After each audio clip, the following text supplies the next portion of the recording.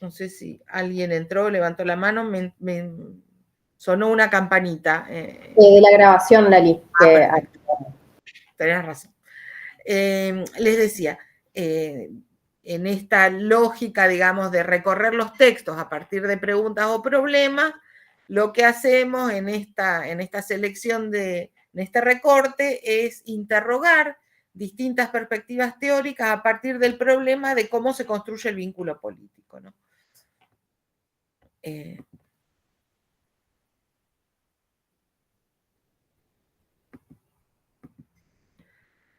Esperen que se me...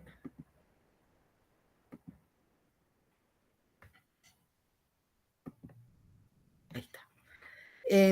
La cuestión de la construcción del vínculo político surge, obviamente, en el marco de la consideración, digamos, de la política en relación a la contingencia, ¿no? Si nosotros supusiéramos que el orden político está, digamos, sobredeterminado por, no sé, el nivel económico, o si supusiéramos que hay cierta fatalidad en el orden político ligada a alguna figura de la providencia, no nos preguntaríamos por el modo en que se formula el vínculo político, porque, bueno, efectivamente eso estaría acomodado, ¿no? Sería el presupuesto o el punto de partida.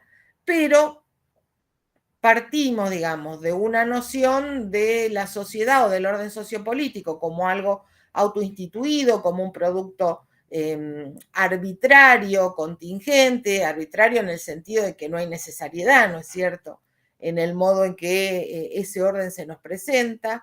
Y entonces, digamos, en el marco de una concepción que supone que el orden político es voluntario, autoinstituido, digamos, no está ligado a nada que tenga que ver con la necesariedad, obviamente nos preguntamos, ¿no?, cómo es posible que individuos libres, iguales, establezcan un tipo de relación entre sí que podríamos identificar como políticos, ¿no? Y acá podríamos abrir un gran paréntesis. La cuestión sería no solo interrogarnos acerca del vínculo, sino por qué serían políticos determinados tipos de vínculos, ¿no? En principio, ¿qué es lo que en el repertorio, digamos, en el menú de teorías que nosotros trabajamos, qué rasgos harían de un vínculo que sea político, qué rasgos le darían el carácter de político a un tipo de vinculación entre individuos? Bueno, vamos a tomar tres vertientes, digamos, dentro de las cuales a su vez podemos establecer diferencias, y de hecho esos matices los trabajaremos en los prácticos, ¿no? Pero en principio podríamos decir que si nos paramos en la perspectiva sistémica, serían políticos aquellos vínculos que están definidos por un tipo de estructuración específica que permite establecer reglas autoritativas, como decía Easton, ¿se acuerdan en el texto de principios de año? O vinculantes, ¿no?,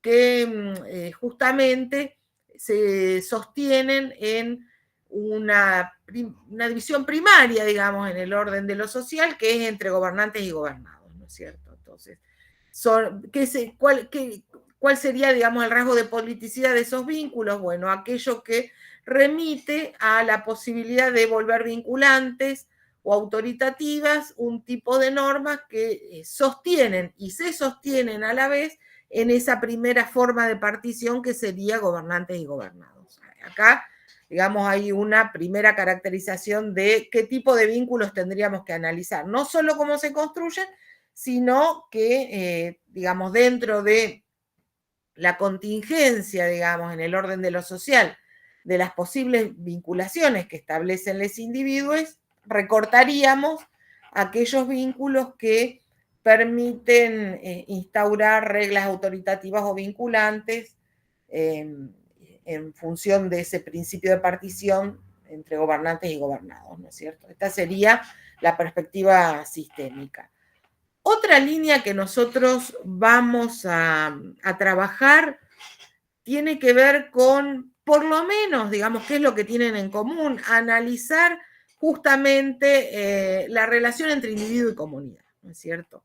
Entonces la pregunta, digamos, el espacio de lo político estaría ligado a la configuración de un espacio de lo común, que sería, ¿qué es lo común? Es aquello que es de todos sin ser de nadie. Después acá adentro vamos a encontrar distintas vertientes, ¿no? Lo común en las perspectivas comunitaristas clásicas y modernas, dentro de las perspectivas contemporáneas del comunitarismo, las que abrevan, no sé, en la vertiente aristotélica, por ejemplo, MacIntyre, que es un autor que nosotros tenemos, digamos, van a poner en el punto de partida el horizonte de lo común, no van a preguntarse cómo se construye eso común, van a pensar que esa dimensión de lo común es el piso a partir del cual uno analiza el vínculo político. ¿Por qué? Porque nacimos en sociedad. Entonces, digamos, en el punto de partida que hay un horizonte de lo social, un horizonte de lo común, que en todo caso condiciona las modalidades de autopercepción individual que tienen hombres, mujeres, individuos en general, ¿no es cierto? Pero tendríamos en esta idea de que, bueno, lo político está ligado a la configuración de un espacio de lo común, una vertiente que de alguna manera podríamos decir naturaliza la dimensión de lo común como punto de partida, es el punto de apoyo no problematizable de la problematización del vínculo, sería. Efectivamente, para problematizar lo común, los vínculos políticos, hay que partir del supuesto de que la dimensión de la comunidad nos viene dada y eso no es problematizable si por problematizable entendemos en una perspectiva, digamos, más cercana a Michel Foucault, la necesidad de trazar la genealogía de esa dimensión comunitaria. No hay que preguntarse cómo llegamos a configurar ese espacio de lo común, porque de hecho nacemos en una comunidad y esa es la condición a partir de la cual podemos incluso autoconcebirnos como sujetos individuales, ¿no? Entonces, esa sería una primera línea. Y la otra línea que incluimos dentro de esta forma de abordar la política y de establecer el recorte del vínculo político, tenemos perspectivas que yo, como la de Espósito, la de Rancière, que la trabajo en esta clase teórica de alguna manera para dar algunas herramientas conceptuales que me parecen importantes, pero que no profundizamos porque entendemos que la van a ver en filosofía política. Pero digo, bueno, tenemos acá Rancière, Espósito como dos referencias en el marco de las cuales la cuestión de lo común es problematizable, digamos, no es un dato, tampoco es un principio axiológico, como por ejemplo en el caso de MacIntyre, no solo es un dato, sino que es axiológicamente positivo, digamos, el hecho de formar parte de una comunidad, digamos, y toda la discusión que da esa vertiente del comunitarismo contra el liberalismo justamente tiene que ver con lo que en esa vertiente se identifica como un déficit del liberalismo, que es, digamos, aislar analíticamente lo que en el marco de lo social se da en una situación de plena integración, que es que, digamos, el hecho de que nadie nace aislado, en estado de naturaleza, despojado o arrancado de los vínculos con los demás. Eso no solo es un dato, sino que además es un elemento positivo, digamos, y lo que propone MacIntyre, por ejemplo, es recuperar, digamos, en el análisis politológico, aquello de, digamos, esa dimensión valorativa, positiva de lo común que le aporta, digamos, a la constitución del vínculo político, ¿no es cierto? En el caso de Espósito o de Rancière, digamos, lo que hay en el origen de esa estructuración de un espacio de lo común es una tensión, por lo menos, ¿no es cierto? Después veremos. Espósito va a decir, acá la dimensión de lo común se presenta incluso como una carga, digamos, es algo que es oneroso, que no es a lo mejor eliminable, pero que en definitiva es una carga porque nos obliga a un tipo de vínculo que implica, digamos, separarnos, tomar distancias de nosotros mismos, ser capaces de centrarnos en relación a nuestros propios intereses para establecer ese vínculo con los demás. En el caso de Rancière es un vínculo siempre litigioso, ¿no es cierto?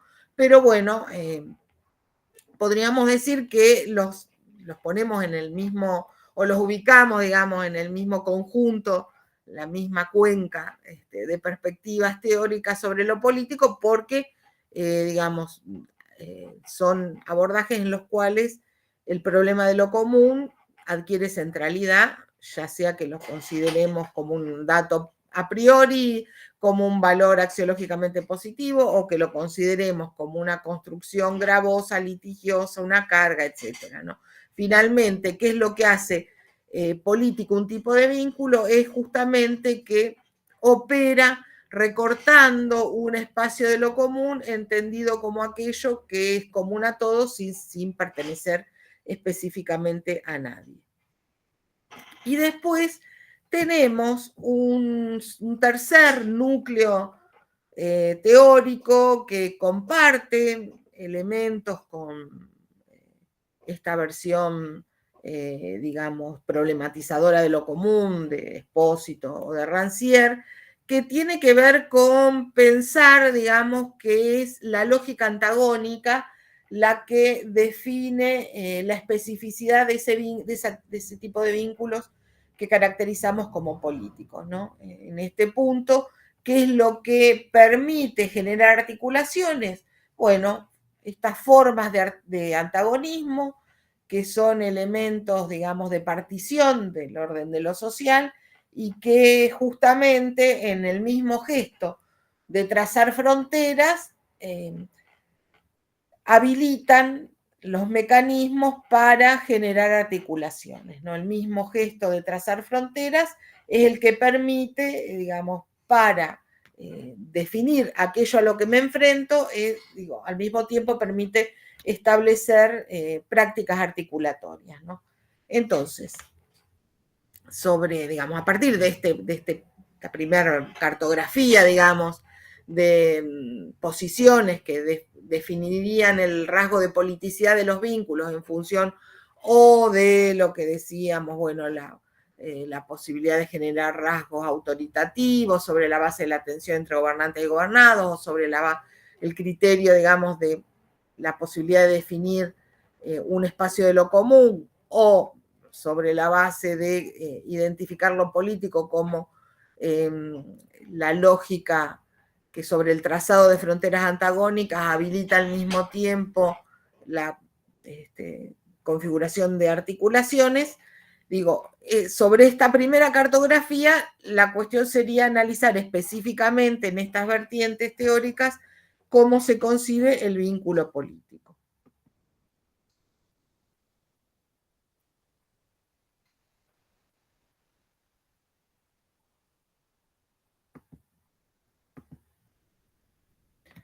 Entonces, la primera, digamos, vertiente que me interesa analizar, que retoma cuestiones que ya hemos estado trabajando, es el liberalismo. Digamos. El liberalismo supone que justamente esa sociedad autoinstituida, que es un producto artificial, voluntario, está poblada de individuos, agentes racionales, calculadores, en muchos casos, además de racionales, razonables, es decir, que no solo aplican su razón al análisis del cálculo político, es decir, de los sentidos, las ventajas, las desventajas del vivir con otros, digamos, de compartir un espacio con otros que también persiguen objetivos individuales, en algunos casos egoístas, no digo, son racionales porque aplican el cálculo racional a digamos, a la experiencia colectiva del vivir con, digamos, del estar con otros, pero además son razonables porque además de aplicar el cálculo racional, aceptan la posibilidad de que otros agentes, aplicando también el cálculo racional al análisis del vivir con otros, lleguen a conclusiones distintas, alberguen expectativas que no son las propias, ¿no es cierto?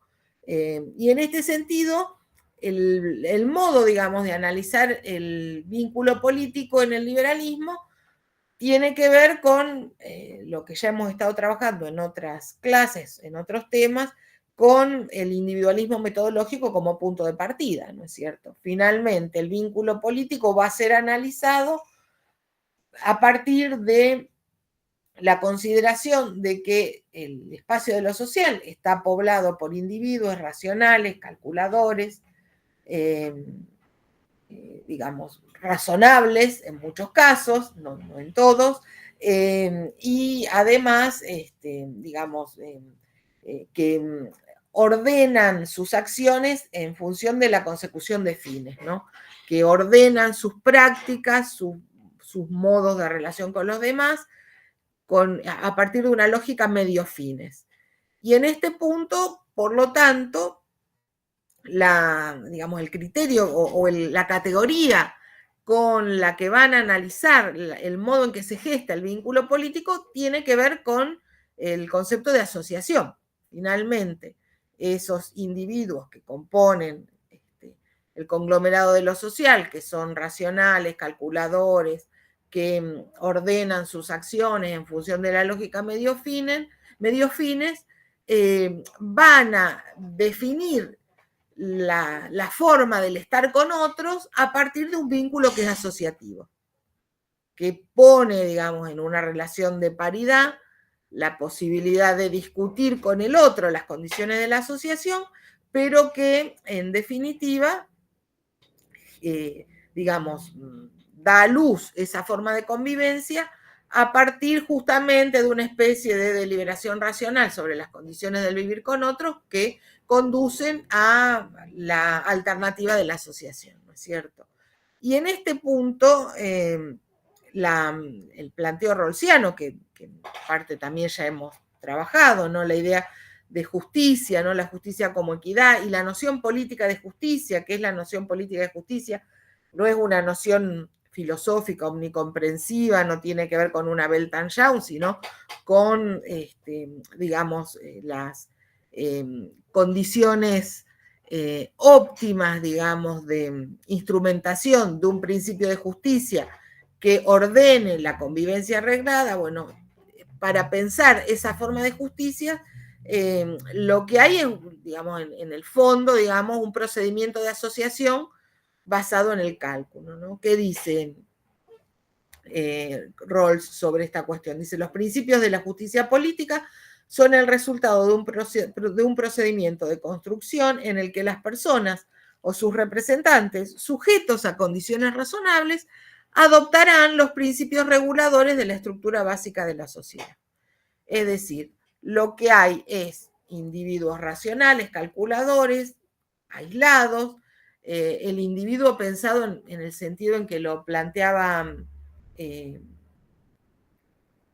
Norbert Elias, por ejemplo, ¿no? El homo clausus. Es decir, el individuo es aquel sujeto cerrado sobre sí mismo porque considera que en sí mismo contiene todos los elementos, todas las variables necesarias para la reproducción material y simbólica de su propia vida, ¿no es cierto?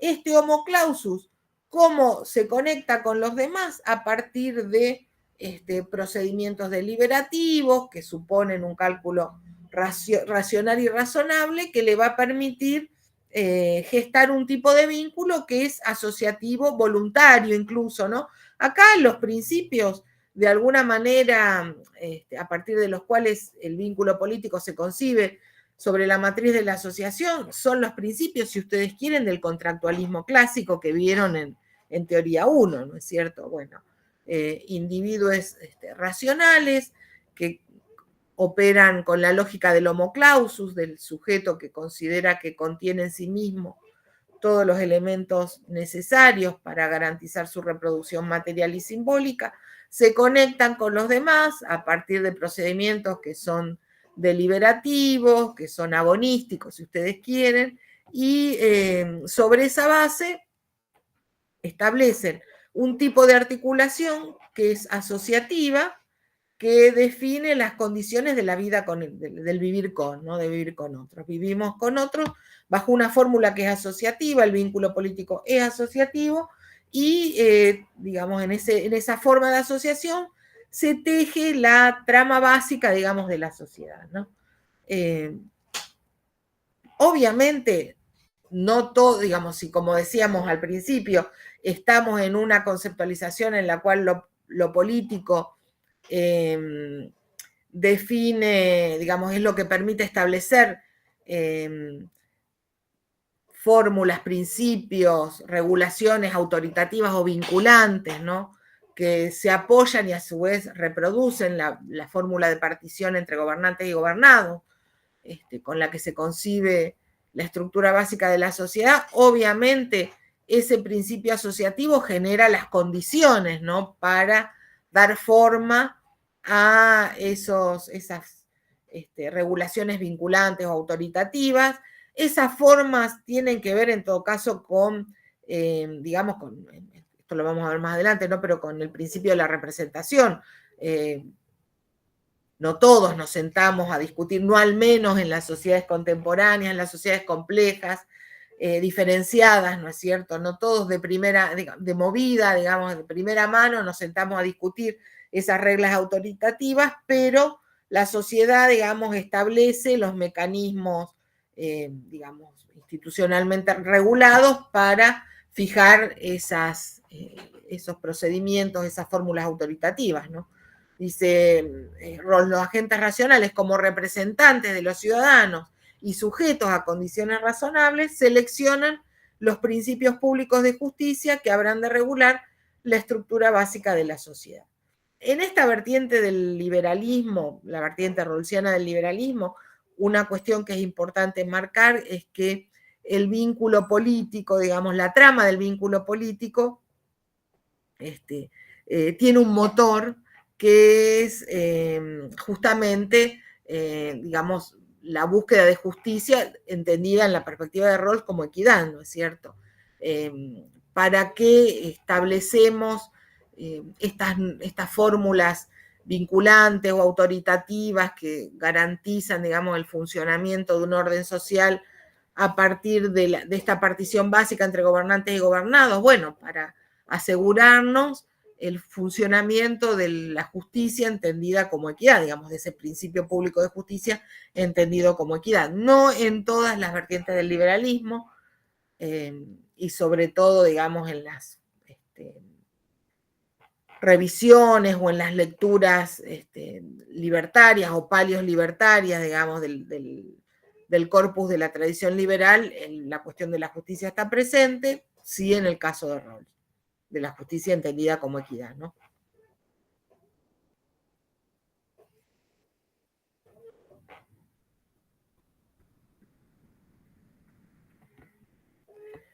En este marco, digamos, ¿cómo se materializaría, ¿no? La lógica de la asociación como matriz del vínculo político? Si el vínculo político se lee en clave asociativa, digamos, hay vínculo político cuando los individuos tejen entre sí un vínculo asociativo como punto de apoyo, ¿no? Para poner en marcha esa maquinaria de generación de reglas vinculantes, ¿no? ¿Cómo lo, digamos, visibilizaríamos al principio asociativo? Bueno, básicamente el principio del consentimiento, ¿no? Estructurado en la dimensión de la representación en el marco del Estado de Derecho, es lo que permite, digamos, a esta vertiente del liberalismo leer el vínculo político en clave asociativa, ¿no? Y en ese sentido, digamos, la pregunta es por los mecanismos que de manera más idónea, los mecanismos institucionales, ¿no es cierto?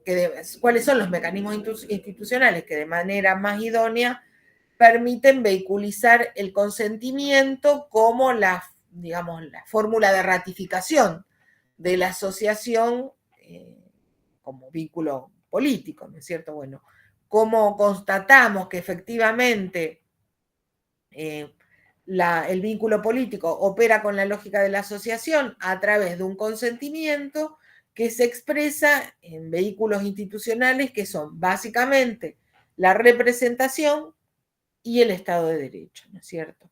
La representación es una fórmula mediada, ¿no es cierto?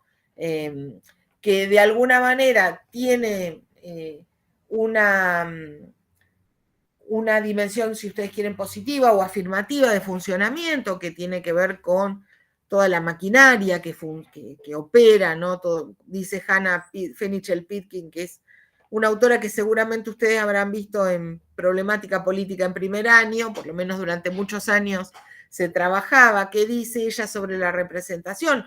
Independientemente de que, digamos, nos ofrece una grilla clasificatoria de la representación que admite muchas lecturas, que de alguna manera se modela y se modula con muchas diferencias según el periodo histórico, pero para las sociedades contemporáneas y para los pensadores que se abocaron a reflexionar sobre la representación en la sociedad contemporánea, que es básicamente, en este caso, dice Pitkin, la representación de los intereses.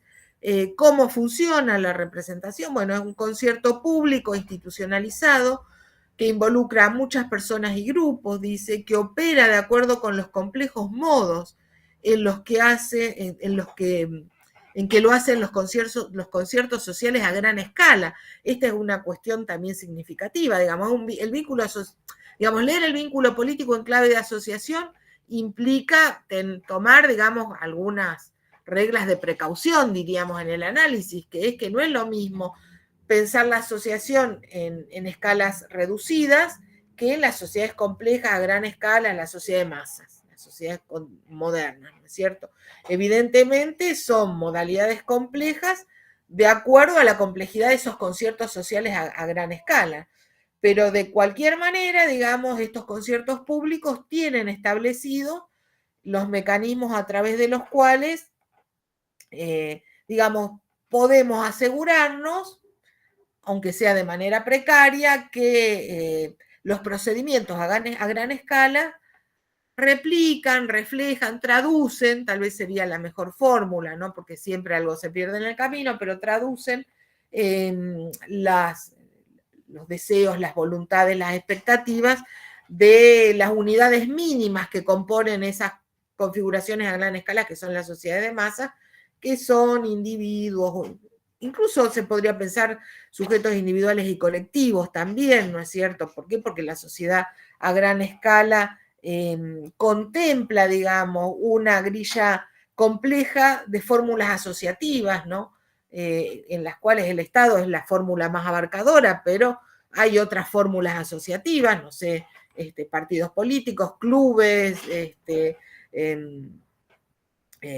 colegios profesionales, podríamos decir, son todas fórmulas asociativas que operan en una escala menor y por lo tanto la representación en esa escala mayor y más compleja que es la sociedad de masas, digamos, actúa como una especie de correa de transmisión de todas estas instancias asociativas intermedias, ¿no? Como para asegurarse que en la traducción de las demandas de estos actores que pueden ser individuales o colectivos, pero que sin duda operan a menor escala, esas fórmulas, digamos, de organización, de la cadena de demandas, de expectativas, de deseos, traduzca de la manera más fiel posible lo que se gesta en las escalas, digamos, menores, ¿no es cierto? En las escalas más bajas de la pirámide asociativa. Dice, lo que lo constituye como representación al mecanismo, ¿no? No es cualquier acción singular realizada por cualquier participante, sino la estructura global y el funcionamiento del sistema.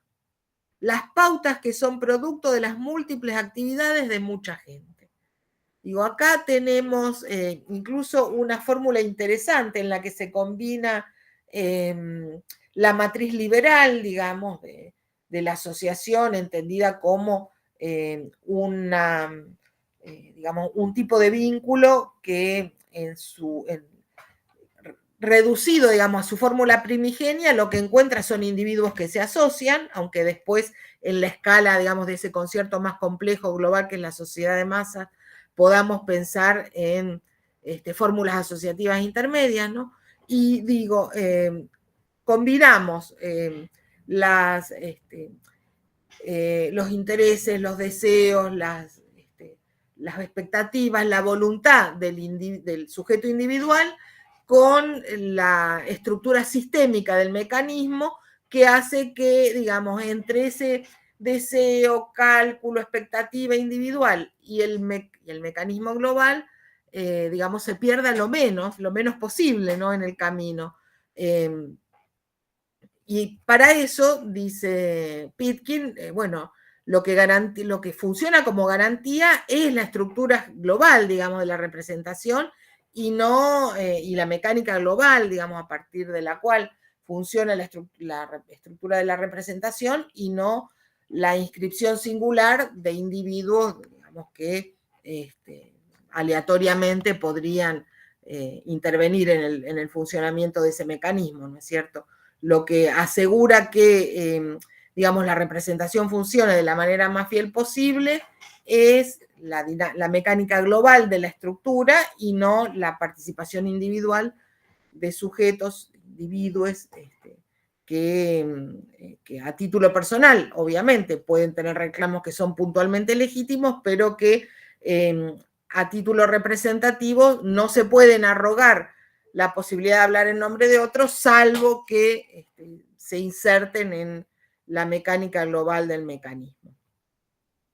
Y el otro, digamos, la otra dimensión que garantiza que ese principio del consentimiento como traducción de la adhesión a la fórmula asociativa de la sociedad moderna funcione, digamos, de manera aceitada es el Estado de Derecho. Digamos, porque en la perspectiva liberal, el vínculo político asociativo adquiere su plenitud en el Estado de Derecho, que es un orden construido sobre digamos, una base de normas que son democráticamente consensuadas, digamos, establecidas. El Estado de Derecho tiene, digamos, garantizado un mecanismo democrático, digamos, un mecanismo que en principio reconoce la libertad individual y que, por lo tanto, pone en marcha el mecanismo de producción de normas por la vía democrática, digamos, a través de, no sé, de elecciones, de rotación en los cargos, ¿no es cierto?, de transparencia, del principio de publicidad de los actos de gobierno, etc. Y al mismo tiempo garantiza que la aplicación del poder coactivo que se reserva el Estado de Derecho, no deja de ser un Estado con todo lo que en la fórmula weberiana el Estado puede, digamos, reivindicar para sí legítimamente, que es la aplicación en última instancia del poder coactivo. Bueno, digo, además, en el Estado de Derecho, digamos, está regulado democráticamente las instancias en las cuales se puede aplicar ese poder coactivo que podría eventualmente ir contra las libertades individuales, ¿no es cierto? Entonces, para que, digamos, el consentimiento actúe como forma de reafirmación, digamos, de la asociación como matriz del vínculo político, se requiere del mecanismo representativo en el marco de un Estado de Derecho, ¿no? En la vertiente liberal, cuando se analiza el vínculo político en términos asociativos, las fórmulas, digamos, las instancias, digamos, que sostienen el funcionamiento de ese vínculo asociativo son la representación y el Estado de Derecho, que son dos elementos que además se reclaman mutuamente. Bueno, yo acá para la definición de Estado de Derecho no tomé a Pitkin, tomé Habermas, que está puesto también como bibliografía complementaria, ¿no? Que es, bueno, quien plantea esta idea, más o menos está tomado, es una paráfrasis, pero bastante fiel al texto, que dice: el orden constituido sobre la base de un derecho que reconoce la libertad de los individuos y funciona a partir de la producción democrática de normas, y acá habría que haber puesto, y la aplicación también democrática, digamos, del poder coactivo, que solo se puede aplicar cuando se ajusta a esas normas democráticamente establecidas. Este sería, digamos, el horizonte que hace inteligible y viable al mismo tiempo el vínculo político en términos asociativos. Digamos. Si el vínculo político se puede leer como asociación, digamos, se lo puede entender como asociación y se puede, digamos, hacer efectivo en el ordenamiento social, digo, viable en este sentido, ¿no? Que efectivamente sostenga las prácticas políticas en un orden dado, es justamente sobre la base de la lógica de la representación en el marco del Estado de Derecho. Hasta acá, ¿alguna pregunta, comentario? Yo no estuve mirando el chat a ver si había preguntas. No veo.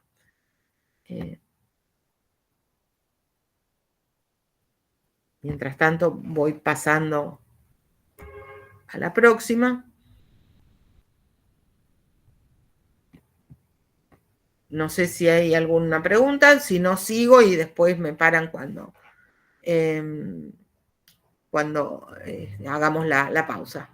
Entonces, hasta ahí teníamos la vertiente liberal, para la cual es el vínculo político, un vínculo asociativo, que se basa sobre el presupuesto de que la sociedad está compuesta por individuos racionales, calculadores, razonables, ¿no es cierto? Y por lo tanto, la lógica, digamos, de la asociación responde a ese cálculo racional a partir del cual los individuos consienten en vivir juntos. Entonces, por eso también, digamos, el consentimiento es la fórmula que hace expresa la condición asociativa del vínculo político, que como decíamos antes, se asienta, digamos, en la mecánica de la representación en el marco del Estado de Derecho.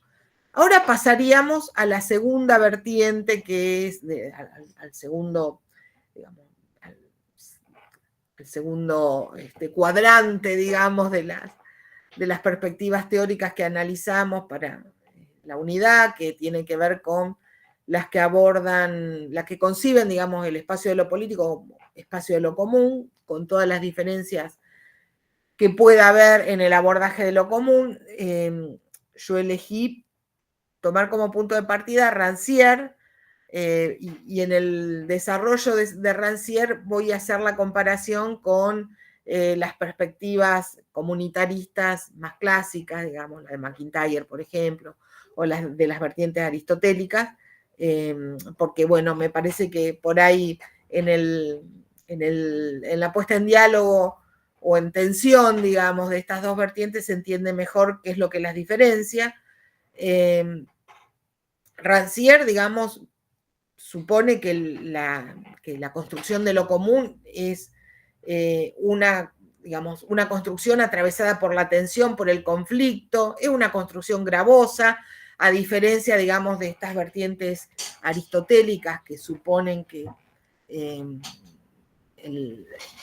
espacio de la comunidad es el punto de partida que nos viene dado para analizar las relaciones políticas. Rancière problematiza nuestro modo de estar en común justamente a partir de la logia del litigio, de la tensión, de la confrontación, ¿no es cierto?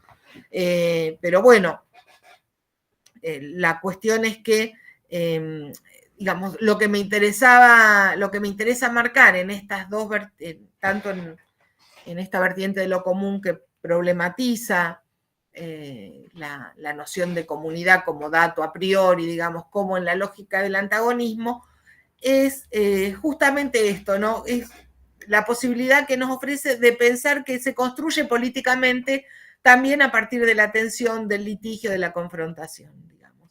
Frente a las perspectivas liberales o incluso a las vertientes del comunitarismo que suponen que el litigio o el conflicto es lo que contamina la posibilidad de la convivencia política, la posibilidad de construir un horizonte de lo común, tanto la vertiente de, digamos, la posición de Rancière o de Espósito sobre lo común como una carga, digamos, como lo que vamos a ver sobre el final, la lógica del antagonismo, nos permiten ver que también la tensión o el conflicto, lejos de contaminar, de oscurecer, digamos, la conformación de un espacio de lo político, son profundamente fértiles, ¿no? Son el elemento que dispara la posibilidad de la construcción política.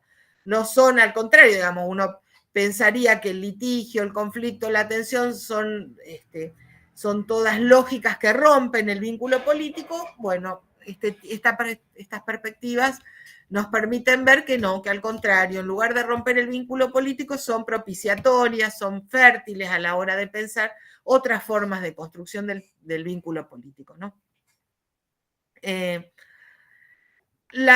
Ustedes seguramente habrán escuchado alguna vez la idea, digamos, ranceriana, ya casi convertida en vulgata, ¿no? De que la política es esa tensión en la cual, digamos, irrumpe en la esfera pública aquellos que no habían sido contados, aquellos que no habían participado en la cuenta, y por lo tanto la política es ese espacio que habilita la posibilidad de que entren en la cuenta los que no habían contado, la política es la parte de los sin parte, ¿no? Son todas fórmulas que están tomadas efectivamente de los textos de Rancière, a veces en un exceso de simplificación para mi gusto, pero bueno, es un buen punto de partida arrancar por ahí porque por ahí les resulta familiar, ¿no es cierto? Bueno, la política, ¿qué es? Es la posibilidad de digamos, de que tomen la palabra aquellos que no habían entrado en la cuenta, es la posibilidad de que se reconozca, digamos, que conquisten la parte que les toca a aquellos que no habían tenido ninguna parte en la construcción de un orden, ¿no? Y en esta, digamos, en una especie de reconstrucción genealógica que reconduce a Aristóteles, y esto es muy interesante, ¿no? Porque Aristóteles se ha vuelto, digamos, la referencia teórica en la reconstrucción genealógica de vertientes de lo más diversas. En este caso, para Rancière también es una referencia importante, ¿no? En esta cuestión de analizar la parte de los sin parte o la cuenta de los que no cuentan, se remite justamente a digamos, la conceptualización del son politicón que nos ofrece Aristóteles en la política, ¿no? Sobre todo en el libro 1 y en el libro 3 de la política. En el cual, digamos, ¿qué es lo que dice Aristóteles? ¿Qué es el son politikon? Es aquel que tiene la capacidad, digamos, el sujeto portador de logos, es aquel que tiene capacidad para deliberar en torno a lo bueno, a lo malo, lo justo y lo injusto, ¿no? Y en el marco de esta, digamos, caracterización del son politikon como un ser de logos, un ser que tiene capacidad para debatir, deliberar en torno a lo que es bueno y lo que es malo, lo que es justo y lo que es injusto, Aristóteles procede a una primera, digamos, distinción que es que, bueno, hay animales con logos y animales con foné. Logos no es solo, digamos, la posibilidad de emitir una voz reconocible, sino que además esa voz reconocible, digamos, más que un sonido, emita una articulación de palabras que sean portadoras de la razón, ¿no es cierto? Mientras que foné, el sonido aislado, incluso sonidos reconocibles, tienen los animales, ¿no es cierto? Entonces, foné y logos se convierte en una especie de primer criterio de distinción para definir quiénes son animales políticos, ¿no es cierto? Más allá de, bueno, de todos los ingredientes que le suma, que ustedes habrán visto en Teoría Política 1. ¿Por qué hice esta introducción? Porque, bueno, justamente la cuestión, digamos, que define cómo se configura un escenario político es la disputa por ser reconocido como portador de logos. Digamos. El orden policial, esta es otra distinción que, bueno, iba a tomar más adelante.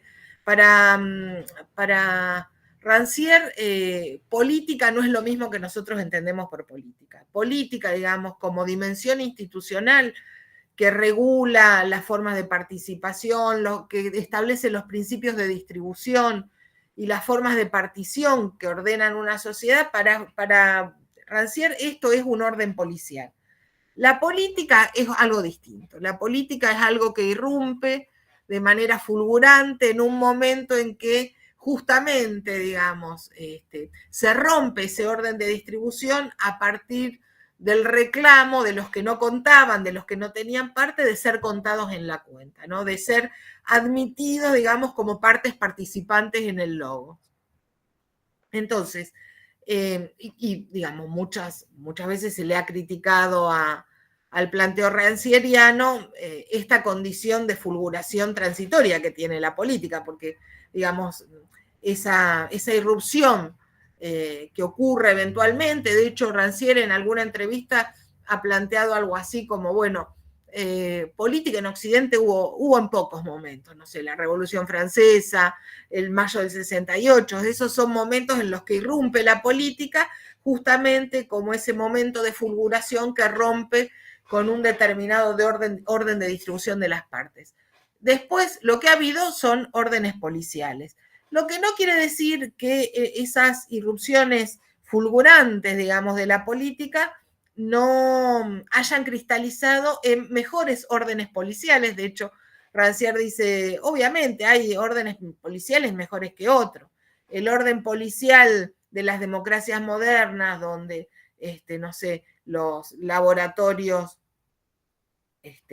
los observatorios, perdón, de participación ciudadana y los sondeos de opinión están activos todo el tiempo para tratar de captar el humor social y traducirlo en políticas públicas, seguramente, dice, son mejores que el orden policial del absolutismo, donde si vos no estás de acuerdo te fusilan, te ahorcan, te matan, ¿no es cierto?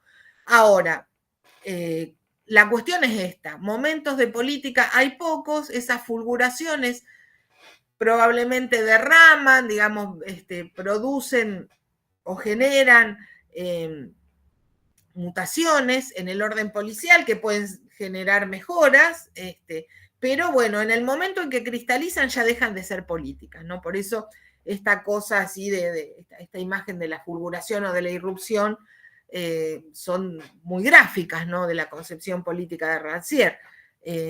Hay política en ese momento de desborde, de desestructuración, de desequilibrio cuando se vuelven a reacomodar las partes, aunque sea con una lógica distinta, aunque sea con una lógica que acusa el impacto de ese momento de fulguración, volvemos al orden policial, ¿no es cierto?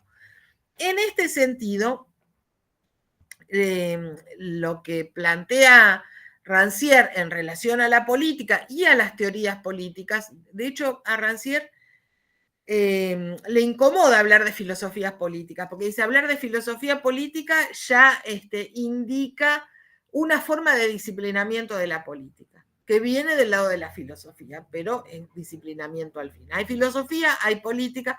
Si hablamos de filosofía política, ya le estamos marcando, digamos, una lógica de disciplinamiento a la política, un cierto deber ser que se gesta en un lugar distinto, en un lugar además reconocido o autopercibido como superior al del barro, digamos, de la política cotidiana, y en este sentido, bueno, a él le produce cierta incomodidad, ¿no? Hablar de filosofía política, pero digo, cuando propone pensar el discurso sobre la política, las teorías sobre la política, la propuesta es, digamos, como someter a escrutinio los enunciados que son como regulares o dominantes en la política, los significantes que de alguna manera condensan los lugares comunes de la política. ¿Y por qué? Porque él dice someter los enunciados a las condiciones de su validez, es decir, digamos, situar históricamente las condiciones que los han vuelto válidos o inválidos, lícitos o ilícitos, ¿no? Dice, someter los enunciados a las condiciones de su validez es poner en litigio el modo en el cual cada una de las partes participa en el logos. Es decir, cada enunciado establecido, cristalizado en el orden de la política, no sé, pongamos por ejemplo, el enunciado que da forma a la representación, digamos. El pueblo es soberano solo a través de sus representantes y por esto periódicamente deberá elegir de manera democrática quienes lo van a representar en el poder legislativo. Bueno, este enunciado que se nos ha vuelto de sentido común,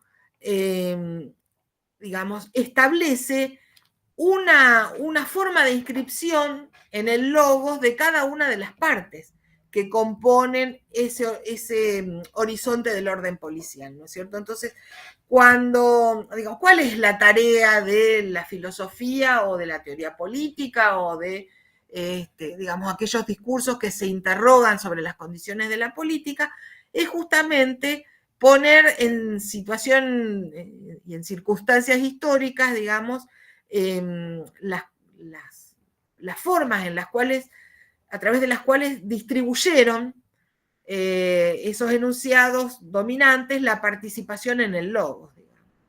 El litigio es el modo de cuestionar la distribución en el logos que estableció un determinado orden policial, ¿no es cierto? Por eso, concretamente, en relación al enunciado de la representación, Rancière tiene un libro que se llama, que es una compilación de artículos, que se llama El escándalo democrático, y el litigio, ¿cuál sería? Justamente mostrar que en esa configuración del orden policial que establece la representación hay un escándalo democrático, porque la democracia se basa sobre el principio de la igualdad. Entonces, el hecho de que algunos gobiernen y otros sean gobernados, de que algunos puedan hablar en nombre de otros y legislar en nombre de otros, y otros solo puedan elegir una vez cada 4 años, es, digamos, un escándalo porque vulnera, violenta profundamente el principio de la democracia, que es el de la igualdad, ¿no? Entonces, el litigio, ¿qué es lo que hace? Digamos, pensar la condición litigiosa de la política como elemento de construcción de un espacio de lo común, es justamente mostrar las condiciones históricas por las cuales se estableció un determinado orden de distribución por el cual se fijó las condiciones de participación de cada individuo en ese logos, ¿no es cierto?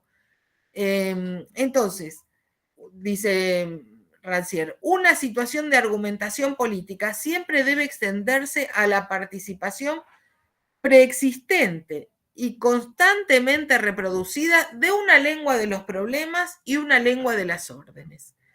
¿Qué quiere decir esto? Que efectivamente, digamos, si la política, si nosotros recuperamos y exaltamos el carácter litigioso de la política, el litigio, por un lado, digamos, lo que hace es desarticular, desarmar el principio de distribución que estableció de qué modo cada uno participa en ese logo, y por otro lado, reconstruir esa tensión permanente entre una lengua de los problemas, es decir, la lengua que, señala de manera litigiosa aquellos puntos ciegos de los sistemas del orden policial, y una lengua de las órdenes, que es la lengua que, busca reafirmar continuamente los principios de distribución y de posicionamiento del orden policial.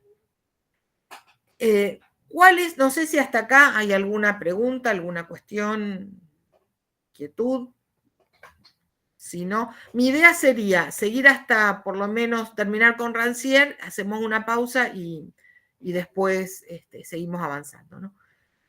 Entonces, ¿cómo opera el litigio? Digamos, el litigio es un concepto que tiene una doble función, como todos los conceptos, ¿no? Que tiene una dimensión más teórica o abstracta y una dimensión política. Por eso son conceptos, porque son instrumentalizables en el campo de la atención, en el campo litigioso, digamos, en el campo agonístico de la política, ¿no? Entonces, el litigio es un concepto que nos permite, por un lado, digamos, intervenir digo, y esto no hay un orden de prioridades ni un orden de secuencia temporal, lo dije así, me salió en este orden, digo, por un lado intervenir en la disputa política concreta y por otro lado, digamos, facilitar ese efecto de descentramiento, de toma de distancia por el cual podemos problematizar el modo en que intervenimos en la disputa política concreta, ¿no es cierto? De alguna manera iluminar conceptualmente para mostrar qué otras posibilidades se podrían habilitar en la participación política concreta, ¿no? Entonces, lo que, digamos, produce el litigio, dice, es un efecto de desmultiplicación o de desdoblamiento de los actores, de las personas, de los individuos en relación a sus modos de inclusión en el orden policial. Digo, uno podría decir, las políticas de género, y de hecho el feminismo es uno de los movimientos que Rancière toma de manera más explícita, ¿no? Cuando analiza la lógica litigiosa, ¿no?, de la política como un momento de irrupción. A ver, uno podría decir, el modelo de la democracia parlamentaria representativa nos da a todos, con algunas condiciones, podríamos decir, mayores de 18 años, nativos o nacionalizados, digo, nos da a todos las mismas posibilidades de participación, tanto, digamos, para elegir como para poder ser elegidos. Ahora, nos la da justamente sobre la base de un modo de inclusión universal que, digamos, oblitera o de alguna manera diluye las diferencias. Y eso además ha sido pensado como un valor positivo, ¿no?, como un crédito para la democracia. Nos incluye a todos a pesar de nuestras diferencias. Todos podemos votar o ser votados a partir de los 18 años, siendo ciudadano nativo por opción. Bueno, esto es un modo de inclusión en el orden policial, diría Rancière. Es un modo de inclusión que establece unos criterios que seguramente hacen de este orden policial un mejor orden policial que el de, no sé, la monarquía absoluta del siglo XVIII, pero es un modo de inclusión en el orden policial.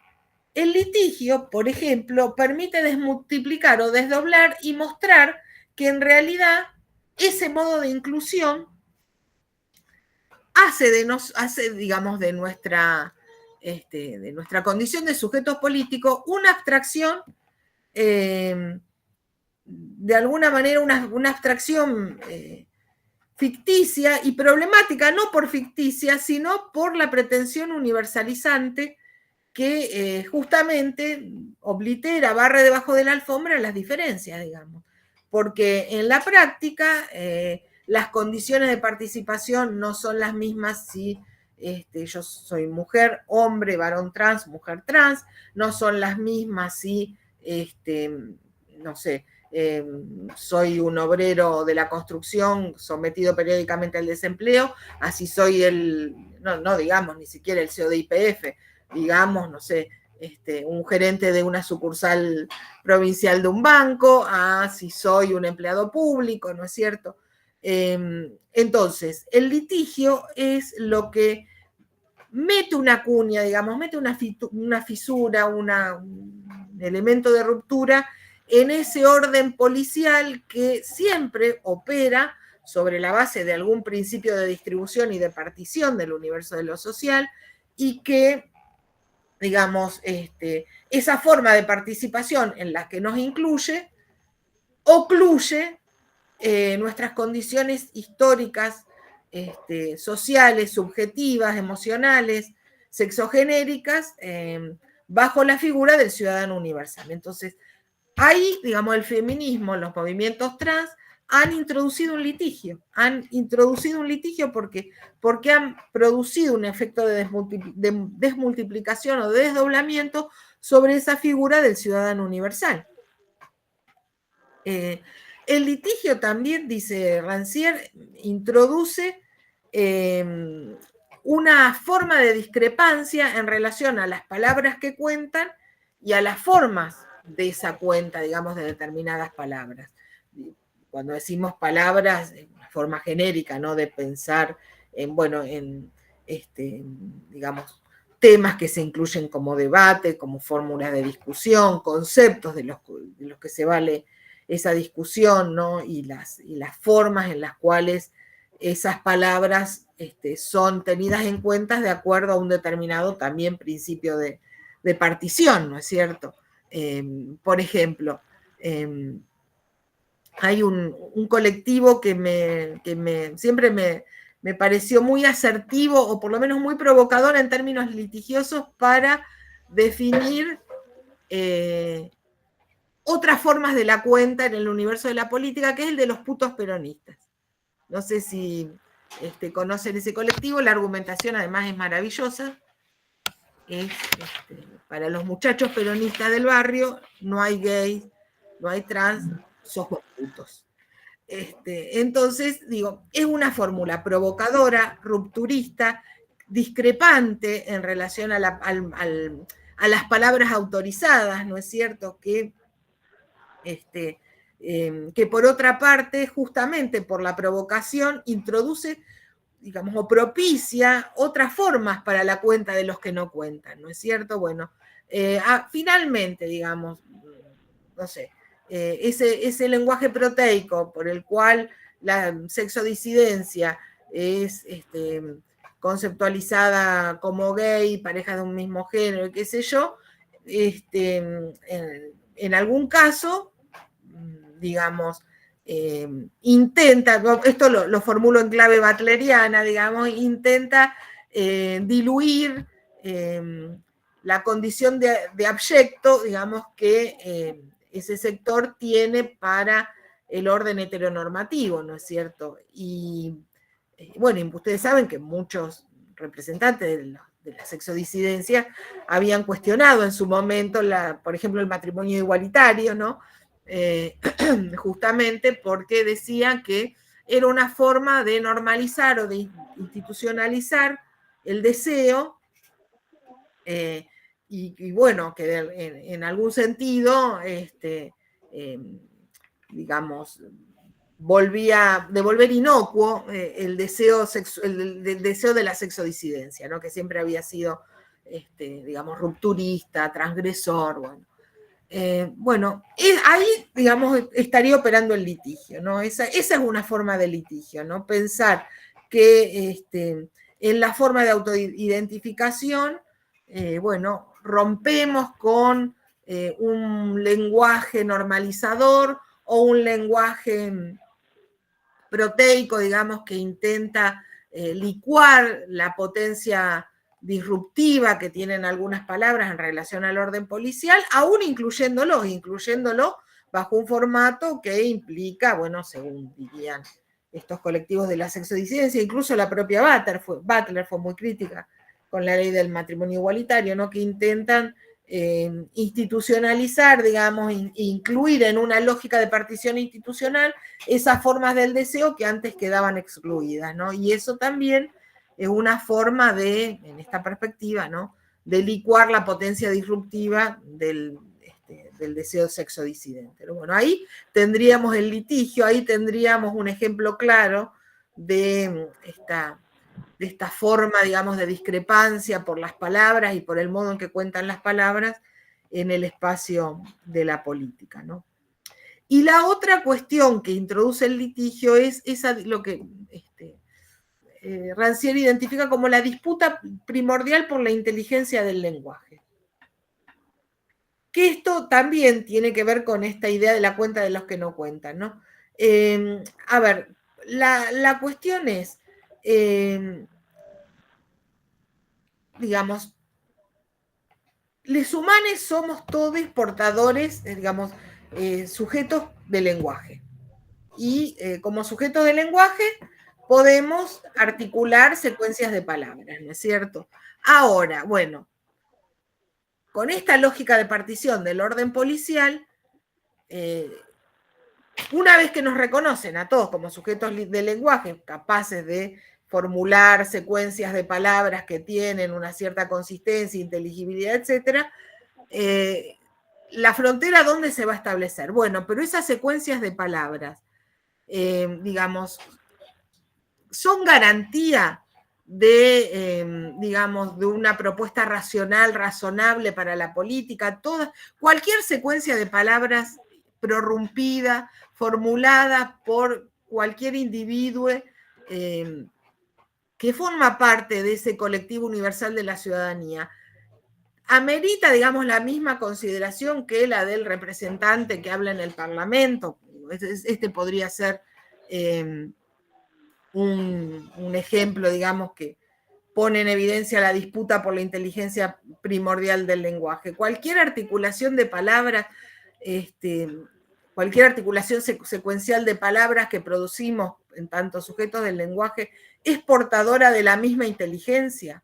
Y esto lo hacemos todos. Yo muchas veces cuando voy a Pilates y escucho a mis compañeras de Pilates opinar de política, pienso, mirá la estupidez que está diciendo. Y bueno, esa es una forma de, digamos, de considerar de que no toda secuencia de palabras es portadora de la misma inteligibilidad, ¿no? Bueno, la igualdad radical de la democracia, a lo que nos obliga, diría Rancière, es aceptar la inteligencia primordial del lenguaje. Hable quien hable, hasta mis compañeras de Pilates que opinan sobre las elecciones en Venezuela, por ejemplo. Bueno, esa es otra de las condiciones del litigio, otra de las potencias, de las potencialidades teóricas y performativas, digamos, del litigio tiene que ver con esto, ¿no? Con instalar la disputa por la inteligencia primordial del lenguaje, no importa quién hable. Así hable, digamos, la profesora de teoría política o, no sé, la alumna del gimnasio que va a hacer pilates 2 veces por semana, todas digamos, las secuencias de palabras estructuradas en función de nuestra condición de sujetos del lenguaje son portadoras de la misma inteligencia, ¿no? Y esta es justamente una de las aristas sobre las que se mueve el litigio, ¿no? Profundiza esa disputa por la inteligencia primordial del lenguaje.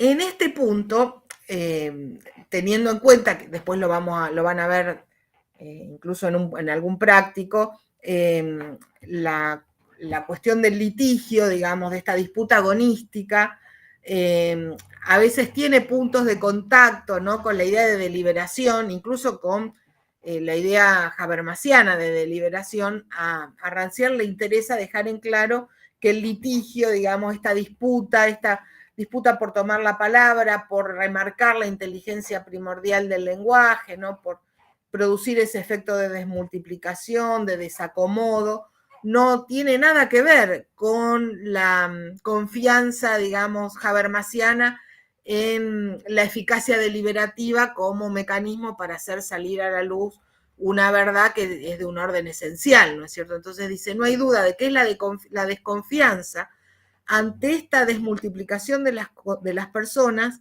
lo que contraría los esfuerzos hechos por Jürgen Habermas para distinguir la racionalidad argumentativa creadora de comunidad de la simple discusión y armonización de intereses particulares.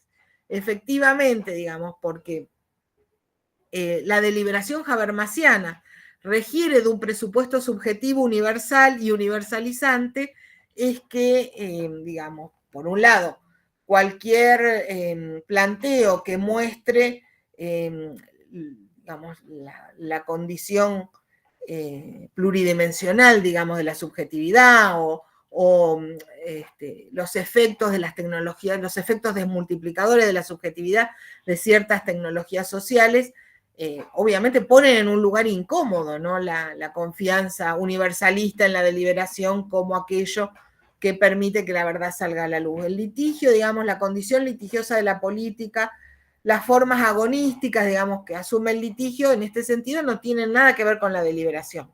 No es que garantizan que algo del orden de una verdad esencial salga a la luz y que entonces la gente discutiendo se dé cuenta que había dicho una estupidez y se corrija. No, digamos, lo que tiene el litigio de potencialidad tanto conceptual como performativa, digamos, en el campo de la política, es, es sacar a la luz el artificio, si ustedes quieren, es poner, dejar a la vista que eso que se considera universal en realidad es un artificio, está fabricado, que además es un producto fabricado a partir de determinadas relaciones de fuerza y que esas relaciones de fuerza se plasmaron en principios, digamos, de partición, lógicas de distribución en el campo de lo social, que operan sobre la base de establecer diferencias que, bueno, digamos, replican de manera directa o indirecta lógicas jerárquicas, excluyentes, etcétera, ¿no? Y en este punto, bueno, yo acá había planteado esta distinción entre la policía y la política, ¿no? La policía como el orden de las instituciones y la política como irrupción que destituye el orden institucional, ¿no? Entonces, el litigio, digamos, es político en la medida en que tiene esa capacidad de sacudir el orden institucional, de fracturarlo, aunque después, digamos, se reacomode en una formulación que incluso podría ser superadora, pero que no dejará de ser orden policial, pero bueno, la política es esto, ¿no? Es aquello que a través de la lógica digamos, que se manifiesta en la lógica del litigio, que tiene esa capacidad, digamos, destituyente o esta capacidad de conmover, de sacudir en los cimientos más profundos el orden de las instituciones y obligarlas, en todo caso, a reacomodar, digamos, recalcular sus lógicas de funcionamiento. Y en este punto, digamos, ¿cómo construye comunidad, digamos, el litigio? Si el vínculo político es un vínculo que se liga a la posibilidad, o mejor dicho, si lo político de un tipo de vinculación interpersonal, intersubjetiva, social, digo, si lo político pasa por la posibilidad de definir un espacio de lo común, ¿cómo construye políticamente el litigio como forma de vinculación con los demás? ¿Cómo construye comunidad el litigio, ¿no? Como forma de articulación de un espacio de lo común? Bueno, Rancière habla de un común litigioso, digamos, construye cuando logra instalar en la discusión un tópico que era eludido, que era ignorado, que no entraba en la cuenta, digamos, cuando digamos, la dinámica de la confrontación, de la tensión, logra, digamos, meter en el horizonte, digamos, de lo debatible un problema que, digamos, que no había sido considerado como tal, una cuestión que no se consideraba política. Por ejemplo, yo en ese sentido creo en la potencia profundamente política en términos rancierianos de las luchas, las consignas de las luchas exogenéricas. Yo creo que efectivamente meter, por ejemplo, la ley de, digamos, la cuestión de la identidad de género en el debate político parlamentario es una cuestión profundamente disruptiva. Fue una cuestión profundamente disruptiva. Digamos, logró y construyó un común litigioso, es decir, construyó comunidad, construyó vínculos a partir de volver, digamos, como objeto de litigio una cuestión que hasta ese momento no entraba en el rango, digamos, de los debates políticos, o por lo menos políticos parlamentarios, que es la posibilidad de que alguien decida, digamos, asignarse un género en función de su autopercepción.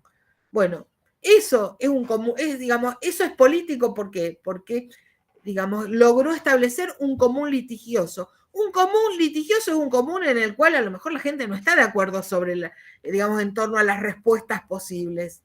Pero ya el hecho, digamos, de lograr instalar como objeto de discusión un determinado tema es una forma litigiosa de construcción política. Más allá de que después las respuestas que tenga cada uno sobre esa cuestión pueda diferir, ¿no es cierto? Pero el hecho de haber logrado que algo se instale como discusión es un elemento político, es un elemento, digamos, de construcción política de lo común, que por otra parte, para Rancière siempre tiene que tener un profundo sentido emancipatorio, digamos, en la lógica de la democracia, que es la lógica de la expansión de la igualdad, ¿cierto?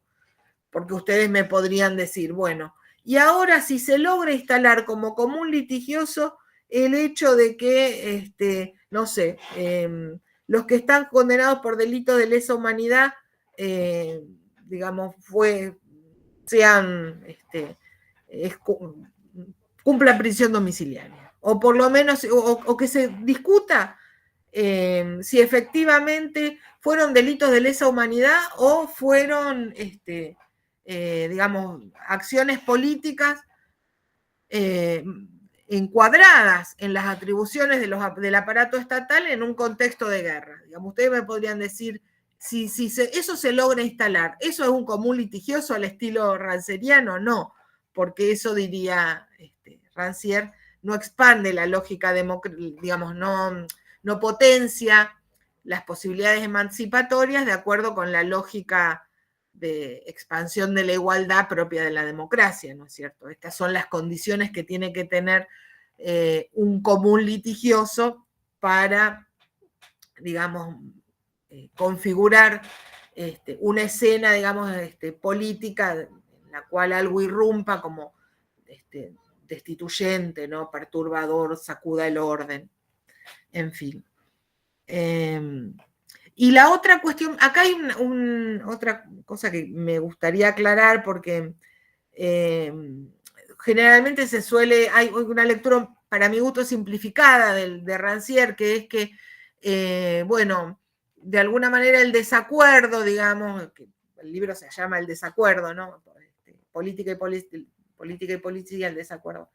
Iba a decir, la idea de que el desacuerdo, en realidad, como núcleo del litigio, tiene que ver con el carácter polisémico del lenguaje. Para mí, esta es digamos, en todo caso, una primera aproximación, pero que no alcanza a dar cuenta de la radicalidad del planteo de Rancière, digamos. Uno podría decir, bueno, el litigio, digamos, el desacuerdo, el litigio tiene que ver con que sobre una cuestión alguien dice blanco y otro dice negro. Después, bueno, yendo un poco más allá, dicen, no, bueno, el litigio es más radical, ¿por qué? Porque los dos dicen blanco, pero entienden por cosas distintas por blancura, digamos, por el concepto de blancura, ¿no? Identifican el concepto de blancura con conceptos de blancura. Bueno, yo lo que digo es que el litigio es más profundo porque no quiere discutir blancura, quiere discutir otra cosa, quiere discutir, digo, si estamos con la cuestión de los sentidos, quiere discutir, no sé, tacto, oído, visión, digamos, pero no quiere discutir blancura. Entonces, para mí el litigio es mucho más que un desacuerdo que tiene que ver con la polisemia, digamos, que tiene, que obviamente es manifiesta en la condición semántica del discurso político. Para mí es mucho más radical porque implica esto que decimos, ¿no? Volver objeto de discusión algo que ni siquiera entraba en la cuenta. No es no tener acuerdo sobre algo porque, bueno, pensamos distinto. Es lograr instalar como objeto de discusión algo que ni siquiera contaba como posible de ingresar en ese campo, ¿no? Y sí, digamos, esta segunda cuestión que pongo acá, que tiene que ver con las situaciones de interlocución, y eso es lo profundamente también emancipatorio del litigio, ¿no? Como dimensión de construcción política, que efectivamente logra modificar las situaciones de interlocución por la cual, digamos, se generan los mecanismos de toma de la palabra. Eso, digamos, en el litigio, lo que hay es una profunda alteración de las condiciones en la relación de interlocución. Digamos, hay una mutación de las reglas institucionales, hay una mutación de los instrumentos a partir de los cuales se produce la situación de interlocución, de intercambio discursivo, ¿no? El litigio altera profundamente las condiciones, digamos, de la situación de interlocución. No es solo que altera, no sé, las formas, las voces habilitadas, las formas de la toma de la palabra.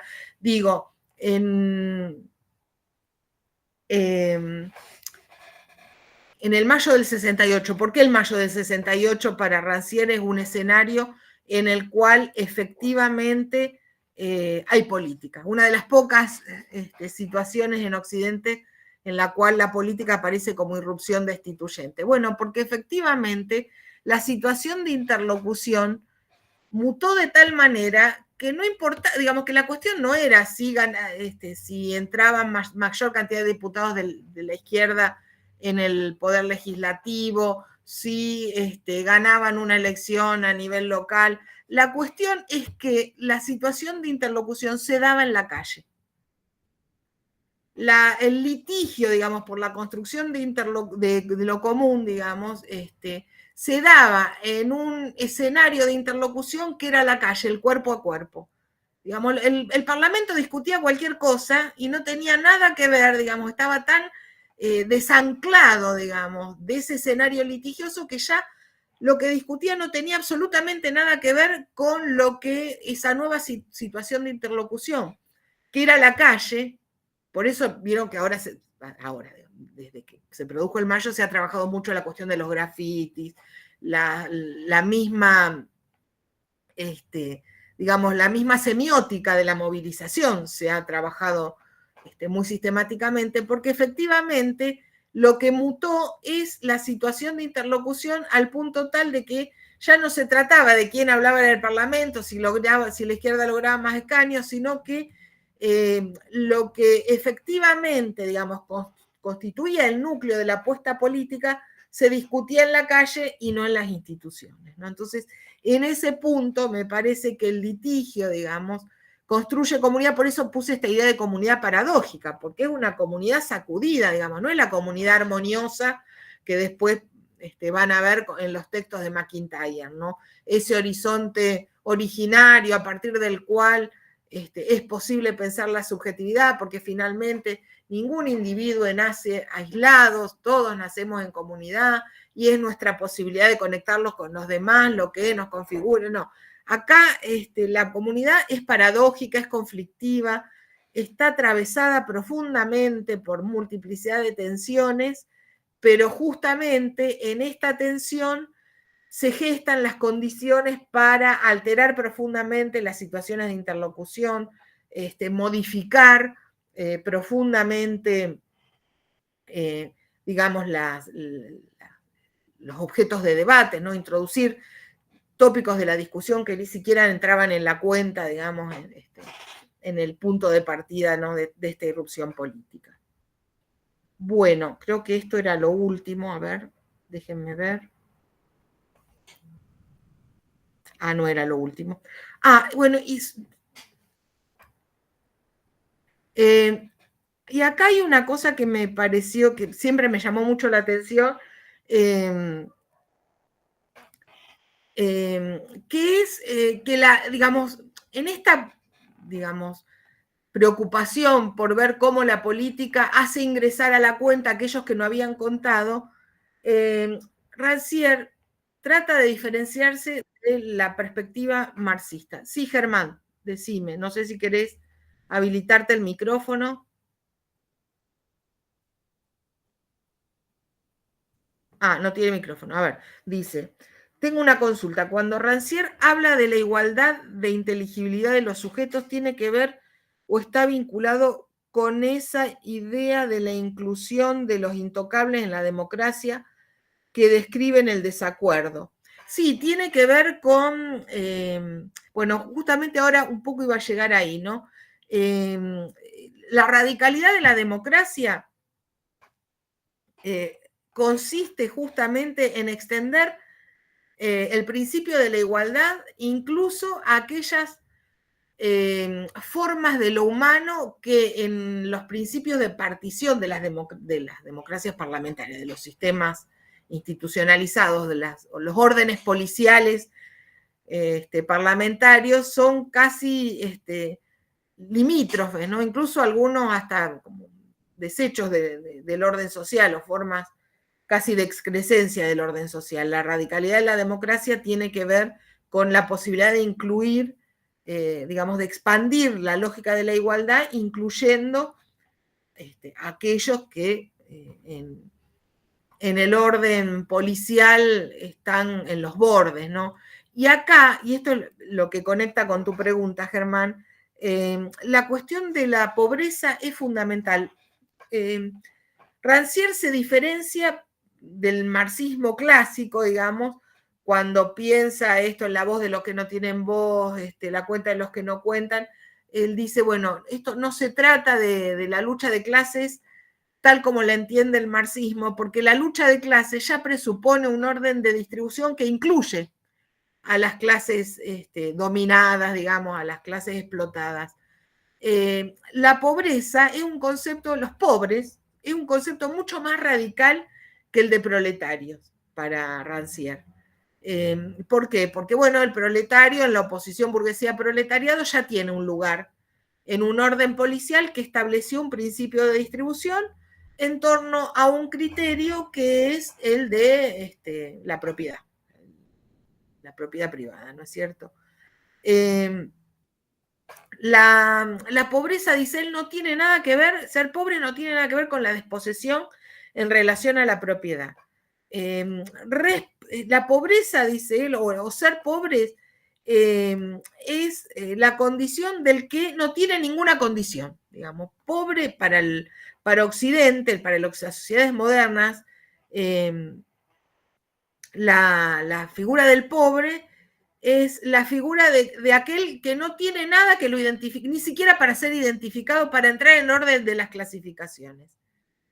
Ni siquiera es que ha sido desposeído, ni siquiera el problema no es que digamos, fue perjudicado en la lógica de la distribución de la propiedad privada, no es que no es un criterio de distinción social que remite, no sé, a la categoría de los ingresos. Ser pobres es justamente el grupo que carece de cualidad. Y esa es la figura que me parece que es más potente para pensar la radicalidad, digamos, de la idea democrática en Rancière. Digamos, la democracia y los pobres tienen un vínculo estrecho porque la democracia debe llegar incluso a aquellos que para el orden policial no tienen ninguna condición que los identifique, ninguna cualidad que los defina. Ser pobres, ¿qué es? Es no tener ninguna cualidad que te defina. Y eso es, digamos, y eso te convierte en ese actor social, digamos, para el cual la lógica democrática debe garantizar sus posibilidades de expansión, ¿no es cierto? La pobreza no es no tener ingresos bajos, no es no tener casa, no es no tener trabajo, es no tener ninguna cualidad que te identifique específicamente. Y en ese punto, digamos, la democracia encuentra, el principio de la democracia, que es el de la igualdad radical, encuentra su mayor desafío. Incluir a aquellos que incluso no tienen ninguna cualidad que los identifique. Bueno, cerramos acá y no sé, Germán, si esto te resolvió, te aclaró un poco la duda. De cualquier manera, digo, cerramos, hacemos una pausita acá y retomamos en 10 minutos, digamos. Bueno, yo acá tengo hoy 37 y 47 sería, y cualquier duda que les haya quedado, las retrabajamos en el inicio del próximo bloque.